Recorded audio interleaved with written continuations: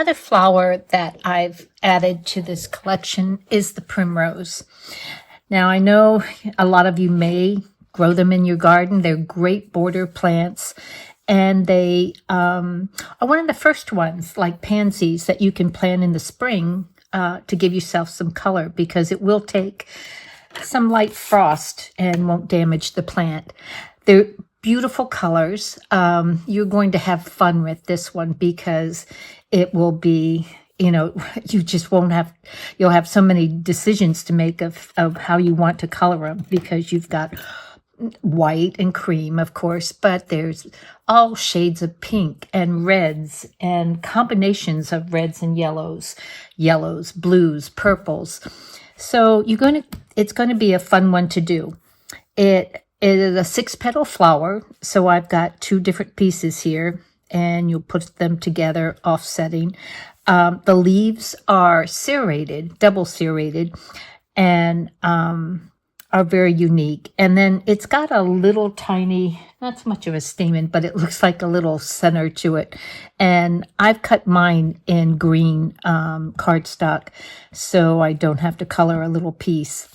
So let's get started. The first thing to do is decide what color you want.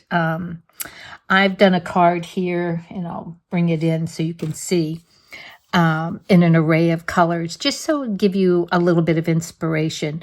I'm going to finish up this blue one here that makes kind of, like primary colors. But like I said, you'll have so many different options with your colors.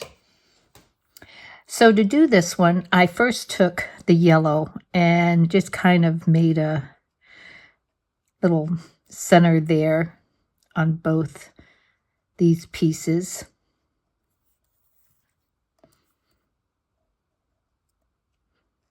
Some are completely solid, and some have this two-tone color that you might want to explore and add to your bouquets. They'll be wonderful in the pot or maybe the English teacup. That would be a beautiful arrangement. These are the ones, there's so many different varieties of pinula or primrose, and but this is the one that clusters. And so you'll see them just all kind of in the center with these beautiful serrated leaves surrounding them. Not too hard to color, especially when you're doing this two-tone. Oh, if you want, for the blue, I'm using actually B0.7 in Olo. It's called Ultramarine. It's a really nice deep blue. But there are other colors. Like I said, you could go, there's even like a little bit more of a purplish blue or a blue violet. And of course, there's even a lighter lavender one. I mean, I could sit here and color primrose all day long. In the language of flowers, it stands for childhood. And maybe that's where, going down the primrose lane, having a happy day or something, it comes from.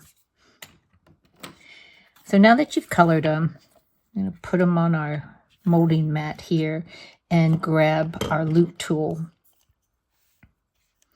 And we're just going to shape them. I'm just pulling lightly from the outside towards the center.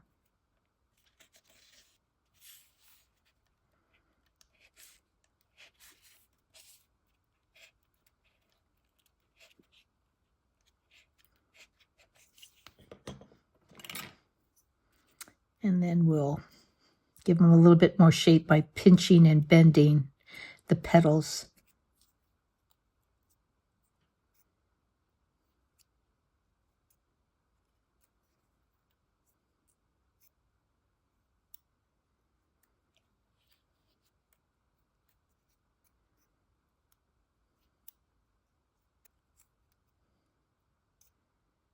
I know this is one you're going to really like. It's easy to make. And like I said, For those of you who really like to color, you're going to have a field day. So the next thing you want to do is take your small ball stylus and cup in the center. And you'll notice two of the petals should kind of just go together. So you're going to alternate, offsetting them. So you've got the 2 and the 1. I bring in my card here, grab my glue. Let's see. I think I'll just put a little bit of glue on that piece there. And then you just want to make sure, like I said, you offset it. So you've got the one with the 2 petals coming together. Whoops. You know what? Let me grab my tweezers. It's easier. And you can, just like that. Now, if you want to add a little bit of an edging, like I did with the red ones, you can just take some white pan pastel and just tip the ends if you like.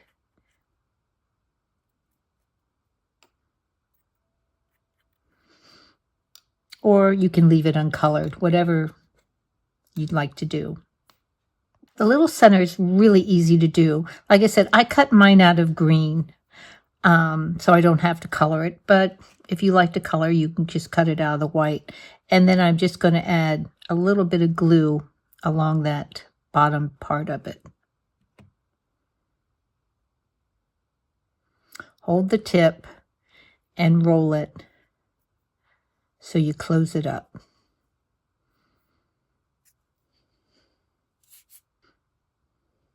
Now, it doesn't really have any pollen or anything on it, but it does have a little bit of a yellowish color. So I just went into my pan pastel and kind of tipped the ends with the yellow pan pastel. Let me just dip a little bit in the glue here, and I'm going to add that right to the center. So that's all there is to the flower. Let's do the leaves next. Like I said, these are serrated or double serrated, meaning that, jagged edge there. And I'm just coloring these. This is YG 1.7, if you have that in your palette. They're kind of a dark green leaf, but it does have some highlights to it. I'm just coloring these all in one color because I'm going to add some shading with the pan pastels.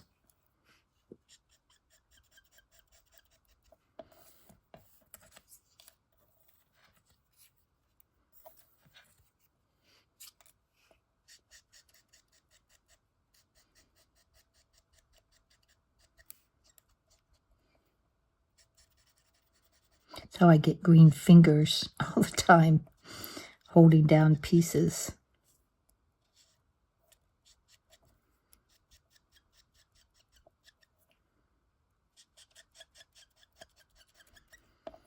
And then you're going to put them face down on your leaf pad.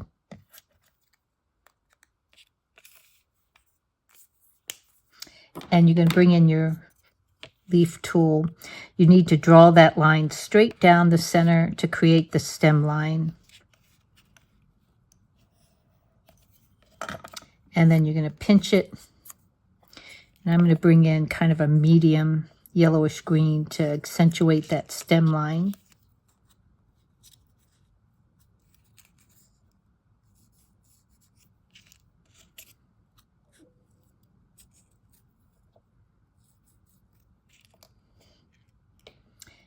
And then you'll notice on these leaves, the vein lines are really close together.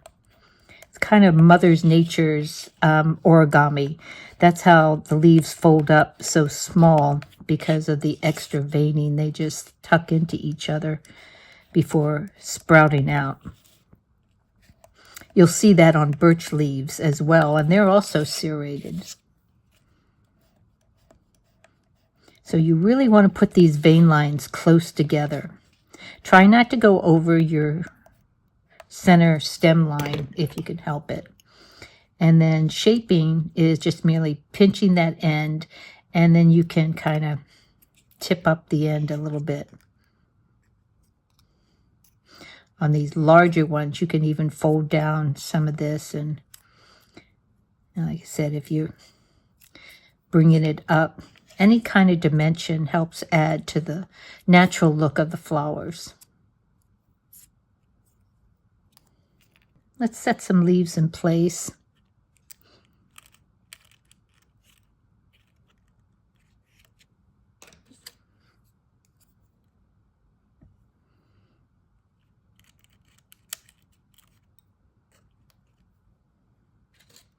Got lots of them here. Oh, I also took a little bit of light green and just edged that serrated edge just so you could do it on this one too.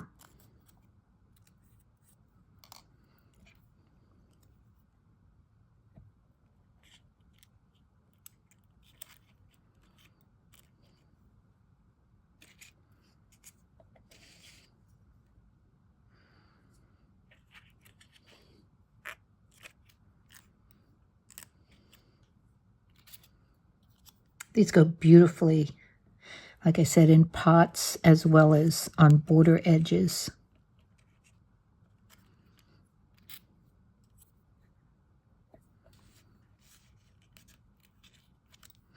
But it does give this illusion of a cluster of flowers that are in the mound of several leaves. I'm going to try to tuck this one under here too. Really get it nice there. So lastly, of course, we've got to add our ladybug. She would be happy to be on these and protect them from any aphids.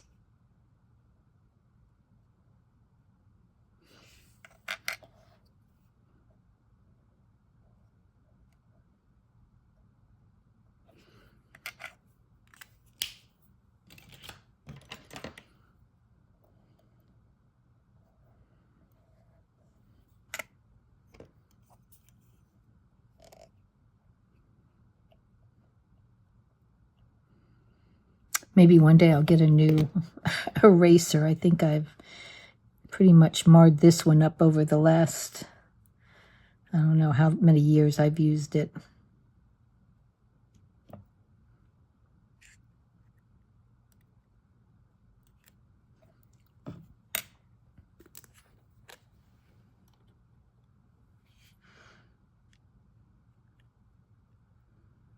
There we go. All done. See how quick it is to create beautiful primrose that you can not only have in your garden, but you can have them as keepsakes and share with others.